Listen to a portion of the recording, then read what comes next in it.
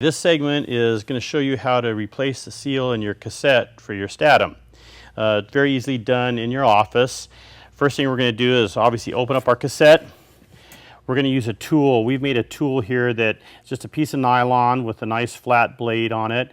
I want to caution you to be careful, stay away from probes or sharp instruments or sharp screwdrivers, especially if you're taking your cassette seal out to lubricate it and put it back in. You don't want to ruin the integrity of the cassette seal.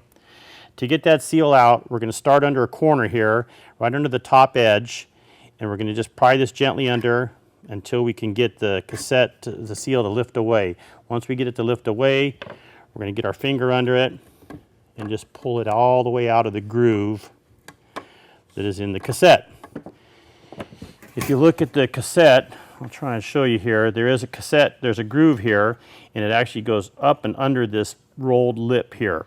So it's a nice retaining groove or lip, if you will, and then the cassette seal sits up underneath it.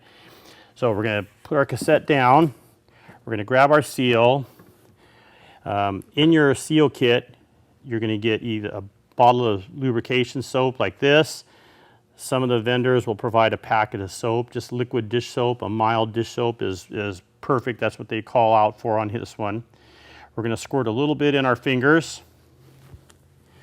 And we're going to grab the cassette seal, and we're going to run the cassette seal through our fingers, lubricating it as we go. So all we're trying to do is get that cassette seal soapy, a little slippery, so that we can slide it into the groove in the cassette. So once we've got it lubricated, we're going to orient the seal. As you note, there's two ports on the back of your cassette lid. We're going to get those two ports on the cassette seal lined up. We're going to set everything inside the lid. And now we're going to start. So one thing to be really cautious about is to make sure that you have these little corner nubs, if you will, protruding. They're supposed to show when we get the seal fully inserted.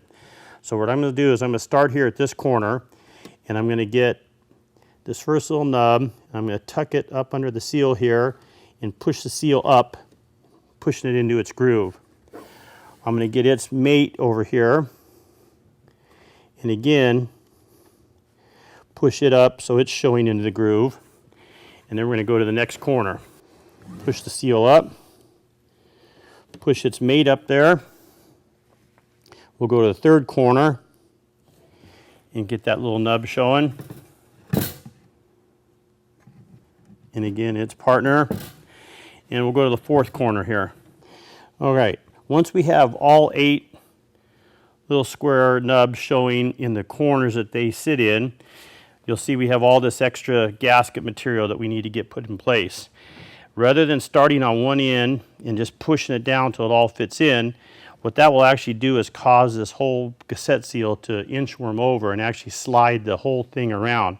So what you want to do is you either want to start from both sides and push it together, and you see how it grows a little bit, it inchworms, and then you can just tuck that under.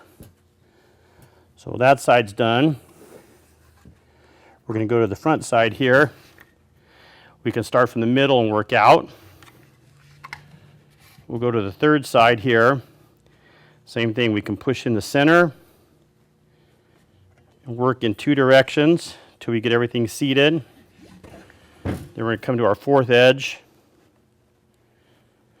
Tuck the gasket in. Once it's in place, you can check all your nubs. If you see any of them that aren't in position, this one here is not showing. So what we're going to do is we're just going to get our finger under the gasket. The gasket lip lifts up. We're going to get our finger and just push it this way, just until we can work that nub. It'll work itself right out to the edge. Rinse off the excess soap and dry the cassette lid. We're going to do that, and we're going to set it aside. You want to make sure the bottom of your cassette is clean and ready to be used again.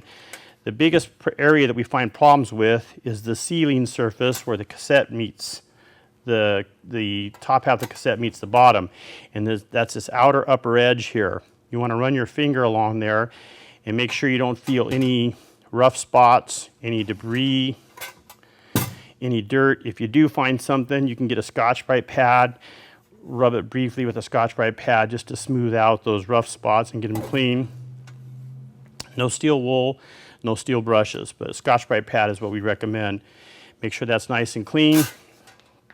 Rinse both halves of your cassette, dry them out, and then you're ready to use them.